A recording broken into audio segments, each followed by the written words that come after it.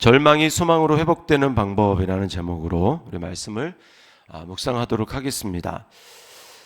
자, 오늘 하나님께서 성령으로 에스겔에게 환상을 하나 보여주십니다. 1, 2절이 나오는데, 자, 에스겔을 성령의 감동으로 말미암아 마치 이제 요한계시록에 하나님께서 성령으로 사도 요한을 감동하자 요한이 이제 하늘로 들림을 받아서 하늘에서 일어나는 거기에 이제 있는 일들을 바라보고 이제 듣고 보고 그러면서 이제 두루마리에 이제 기록하지 않습니까? 그것처럼 하나님께서 오늘 에스겔을 성령으로 말미암아 골짜기로 데려갑니다. 한 골짜기로 데려가셔. 그 골짜기는 보니까 뼈가 아주 많이 널려 있는데 그 뼈가 완전히 바짝바짝 마른 그런 뼈들입니다. 사람의 뼈들. 근데 이 뼈가 뭐냐? 11절에 보니까 이스라엘이라고 이야기를 합니다. 11절에 보니까 인자야 이 뼈들은 이스라엘 온 족속이라. 그들이 이르기를 우리의 뼈들이 말랐고 우리의 소망이 없어졌으니 우리는 다 멸절되었다 하느니라. 포로로 잡혀간 이스라엘 백성들 입장에서는 당연히 이렇게 말을 할 수밖에 없습니다. 왜 그렇습니까? 사실 그들 포로로 잡혀간 사람들과 예루살렘 본토에 남아있는 사람들은 완전히 다른 사람들입니다. 종류의 다른 사람들이에요.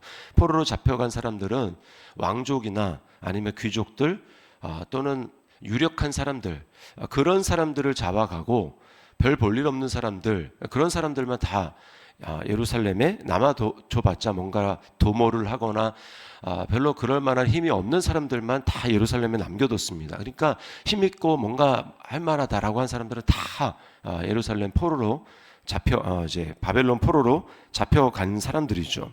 그러니까 그들은 완전히 지위가 강등당한 사람들입니다. 그거를 원래 예루살렘에 남아있던 사람들이야 별 볼일 없는 사람들이니까 큰 사회적 지위에 강등이랄 것도 없습니다. 그러나 그 잡혀간 사람들은 귀족들 굉장히 대단한 사람들이니까 그들 입장에서 본토에서 완전히 이제 이주를 당해서 다른 나라에서 살아간다. 그것도 이제 포로로 식민지 백성으로 살아간다. 이거는 완전히 절망적인 상황입니다. 뿐만 아니라 언약이 깨진 거잖아요. 그들 입장에서 하나님의 언약이 이제 내가 너희에게서 다윗으로부터 계속해서 왕위를 이을 사람들이 나오게 하겠다 이렇게 했는데 어쨌든 이제 그게 깨지고 성전도 이제 기능을 못 하고 이런 상황들이니까 완전히 이제 절망적이죠. 자, 그런데 여기 이 뼈들은 이스라엘 온 족속이라. 그들은 이제 멸절되었다. 이렇게 소망 없이 고백을 하고 있는데 사실은 이것이 뭘 얘기합니까? 하나님을 떠난 모든 인간들을 사실은 상징하는 것입니다. 완전히 비틀어져서 생기와 소망이 전혀 없는 이런 사람들. 이게 누굽니까? 하나님이 없이 살아가는 사람들이죠. 그래서 에베소서 2장 1절 말씀에 보면 우리의 허물과 죄로 말미암아 죽었던 사람들이다라고 이야기를 합니다. 그게 우리예요. 허물과 죄로 죽었던, 하나님을 떠나 있기 때문에 사실은 살았다 하나 살은 게 아닙니다. 야고보서 2장 26절 보면 영혼 없는 몸이 죽은 것 같이라고 말을 합니다. 근데 거기 영혼이라는 말은 이제 원래 원어로 보면은 영 없는 몸이 죽은 것 같이 그렇게 이야기를 하는 거죠. 자, 하나님과 교통할 수 없는 죄를 지어서 영이 죽어 있는 사람들, 예수 안 믿으면 다 똑같죠. 그런 사람들은 사실은 아무리 나이가 젊어서 힘이 있고 또 사회적으로 돈이 많고 대단한 그런 이제 권세를 누린다 할지라도 영적으로 보면 죽은 거죠. 죽었고 영적으로는 말라 비틀어진 그런 사람들입니다. 그걸 못 볼 뿐이죠. 자, 이게 인간입니다. 근데 하나님께서 오늘 에스겔에게 뭐라고 말씀하냐면 물어봅니다. 3절에 보니까 이 뼈들이 능히 살 수 있겠느냐. 이 뼈들이 살 수 있겠느냐. 당연히 인간적인 눈으로 보면 못 살죠. 어떻게 살겠습니까? 그런 일이 가능합니까? 살아서 뭔가를 할 수 있겠지만 완전히 비틀어서 죽어져 있는 뼈들이 뭘 할 수 있겠습니까? 불가능합니다. 이스라엘이 회복되겠느냐? 이것도 마찬가지죠. 자, 그런데 이 뒤에 나오는 그런 일들은 사실은 상징적인 것인데 딱 한 그 소망의 가능성 외에는 없습니다. 그게 뭐냐면 바로 예수 그리스도로 말미암아 우리가 살아나는 것이죠. 자, 여기 보면 이 뼈들이 있는 골짜기가 나오는데 우리는 예수님이 어디에 매달리셨는지를 기억합니다. 골고다 또는 이제 라틴어로 갈보리. 그 골고다는 해골의 곳이라고 우리가 번역하면 알려져 있지 않습니까? 해골의 곳, 해골들이 널려 있는 사람들이 처형되는 죽음이 있는 곳. 그곳에서 십자가가 세워졌다라고 하는 것은 매우 의미가 있는 것입니다. 예수님이 해골들의 곳에서 십자가에 매달렸어요. 완전히 절망적인 멸절되었다. 우리는 이제 소망이 없다라고 하는 게 십자가입니다. 십자가에서 하나님의 모든 진노를 받아서 하나님께 멸절되는 거죠. 그런데 주님이 우리를 대신해서 죄와 허물을 지시고 십자가에서 달리셔서 죽으셨습니다. 그래서 예수 안에서는 절대 절망이라는 게 있을 수가 없습니다. 왜? 부활하니까 예수님 안에서 소망이 있는 거죠. 우리에게 절대적인 소망이 있고 우리는 그래서 산소망이라고 얘기합니다. 세상에 있는 모든 사람들이 이 땅에서 누리는 소망은요, 그건 일시적인 소망이고 그것은 죽은 소망입니다. 그러나 우리가 영원한 소망, 가지고 있는 영원한 소망은 죽음과 죄와 저주를 이기신 십자가 안에서 성취된 예수 그리스도 안에서 갖는 소망 외에는 진짜 소망이 없어요. 우리는 그래서 뭘 얻었다고 합니까? 영생입니다. 영생. 그것이 그리스도 안에 있는 영생이죠. 우리에게 진짜 소망이 있는 것입니다. 자, 그러면 여기 회복된다라고 하는 회복의 절차가 두 개가 나옵니다. 자, 첫 번째는 하나님의 생기입니다. 생기.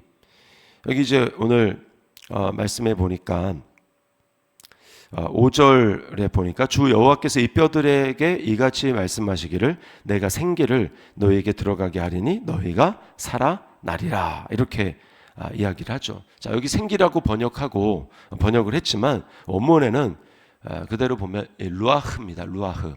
이거는 성령을 얘기를 하는 거예요. 구약에서 성령은 다 루아흐라고 이제 나옵니다. 그러니까 이게 생기가 뭐냐? 생기가 들어가야 되는데 그 생기가 뭐냐? 바로 하나님의 영이라는 거죠. 성령이라는 거죠. 성령이 들어가야 합니다. 우리가 인간이 창조되었을 때의 모습을 보지 않습니까? 흙으로 아무리 그럴싸하게 빚어서 거기에 하나님의 생기가, 하나님의 영이 들어가지 않으면 아직 죽어 있는 것입니다. 우리 인간도 똑같습니다. 아까도 말했지만 살아있다 하지만 그 안에 하나님의 생기가 없으면, 하나님의 영이 없으면 사람은 진짜 산 게 아닙니다. 왜요? 살아있으니까 이제 곧 죽을 거니까. 하나님 앞에서는 천년이 하루 같은데 우리가 천년 사는 거 아니죠. 그러니까 뭐 많이 살았다고 해도 진짜 지나가는 한 점을 우리가 인생 가운데 살아가는데 거기서 뭘 대단히 이루었고 뭐 대단히 자산이 많고 뭐 아무런 의미가 없는 것입니다. 영적인 것으로 봤을 때. 그래서 진짜 살아나는 방법은 하나님의 영이 들어가야 되고, 그리고 예수 믿는 우리에게는 어떻습니까? 그냥 살아가는 정도가 아니라 우리가 성령으로 충만해야 되는 거죠. 하나님의 영으로, 예수님으로 충만해야 되는 것을 말하는 것입니다. 그래야 그것이 진짜 살아있는 삶이라는 거예요. 그래서 우리는 날마다 무엇을 간구해야 됩니까? 성령 충만을 간구해야 됩니다. 주님, 내가 하나님의 영으로 충만하지 않으면 나는 시들시들한 인생일 수밖에 없습니다. 주님, 오늘도 나를 성령으로 충만하게 해 주십시오라고 우리가 기도해야 되는 거죠. 에베소서 5장 15절 말씀에 너희는 자세히 주의하여 지혜 없는 자 같이 하지 말고 지혜 있는 자 같이 하여 세월을 아끼라. 때가 악하니라. 이렇게 말을 합니다. 그러면서 뒤에 뭐라고 나옵니까? 술 취하지 말고, 술 취하지 말라. 이는 방탕한 것이니 오직 성령으로 충만함을 받으라 라고 말씀합니다. 사람들은 다 술에 취해서 살아갑니다. 이 세상 다 여기에 미쳐서 살아가고 저기에 미쳐서 살아가고 다 어떤 세상의 영에 취해가지고 사람들은 다 자기가 뭐 중요하다고 생각하는 것에 취해서 살아갑니다. 그러나 그것은 악한 때를 지혜롭게 살아가지 못하는 방법이죠. 진짜 지혜로운 것은 성령으로 충만해서 아, 내가 곧 하나님 앞에 서야 되는구나. 이것을 기억하면서 그때 내가 후회하지 않을 선택은 무엇인가 라고 하는 것을 날마다 성령으로 충만해서 분별하며 오늘 현실을 선택하며 살아가는 것입니다. 자, 그런가 하면 또 하나, 하나님의 영, 하나님의 생기 위에 또 하나는 바로 하나님의 말씀입니다. 자, 오늘 생기도 그렇고 그 다음에 자, 첫 번째 생기도 그렇고 두 번째 이 단계에서도 이 뼈들이 살아나는 단계는요, 뭐를 통해서 일어나냐면 대언을 통해서 일어납니다. 대언. 자, 첫 번째 7절 말씀에 보니까 이에 내가 명령을 따라 대언하니, 하나님 말씀이 이렇게 해라 라고 하는 대로 대언하니, 말씀을 대언한 것입니다. 대언할 때 소리가 나고 움직이며 이 뼈 저 뼈가 들어맞아 뼈들이 서로 연결되더라. 내가 또 보니 그 뼈에 힘줄이 생기고 살이 오르며 그 위에 가죽이 덮이나 그 속에 생기는 없더라. 자, 처음에 하나님 말씀대로 딱 대언하니까 어떤 일이 있습니까? 뼈들에 힘줄이 생기고 살이 붙고 하면서 이제 이렇게 모양이 딱 갖춰진 겁니다. 근데 생기가 없었어요. 그 다음에 두 번째 9절의 말씀에 9절에 또 내게 이르시되 인자야 너는 생기를 향하여 대언하라. 생기에게 대언하여 이르기를 주 여호와께서 이같이 말씀하시기를 생기야 또는 영아 사방에서부터 와서 이 죽음을 당한 자에게 불어서 살아나게 하라 하셨다 하라. 그 다음에 10절에 이에 내가 그 명령대로 대언하였더니 생기가 그들에게 들어가며 그들이 곧 살아나서 일어나 서는데 극히 큰 군대더라. 자, 핵심은 하나님의 말씀입니다. 하나님 말씀대로 선포하고 대언하니까 그들이 뼈에서 막 붙어야 될 것들이 붙어서 생기고, 근데 아직 생기는 없는데 또 말씀대로 대언을 하니까 거기에 생기가 들어갔다라고 이야기를 합니다. 뭘 얘기를 합니까? 하나님의 성령의 역사는요, 말씀과 절대로 분리되지 않습니다. 말씀과 함께 역사를 하는 거예요. 하나님의 말씀을 우리가 선포하고 그 말씀을 내 입에서 나가게 할 때, 내 입에서 세상 사람들의 말, 세상의 어떤 논리, 문화의 논리, 그걸 말하는 것이 아니라 날마다 하나님의 말씀을 읊조리고 하나님 말씀을 내 입에서 선포되게 하고 또 하나님 말씀의 핵심인 예수 그리스도 안에서 복음을 내 입으로 선포하게 될 때 어떤 일이 일어납니까? 내 안에 하나님의 영으로 충만해지는 거죠. 내가 살아나는 것입니다. 그래서 우리가 교회에서 계속 많이 강조하는 게 말씀과 기도. 말씀은 하나님 말씀이 성경이고 그 다음에 기도는 성령입니다. 기도는 성령은 특별히 기도할 때 역사하는 영이에요. 그래서 구하는 자에게 성령을 주지 않겠느냐 이렇게 말씀하지 않습니까? 우리가 날마다 생기 있게 충만해서 살아가는 방법은 딱 두 가지밖에 없습니다. 그래서 기도 응답도 어떻게 받습니까? 하나님의 말씀을 딱 부여잡고 그것을 약속을 붙들고 그것을 약속을 내 입으로 말하면서 아무리 상황이 절망적이고 어려워 보여도 그 상황에 대해서 이길 수 있는 소망의 말씀을 딱 붙들고 그 말씀을 내 입으로 계속 얘기를 하는 것입니다. 상황은 이렇지만 하나님 말씀은 이렇습니다.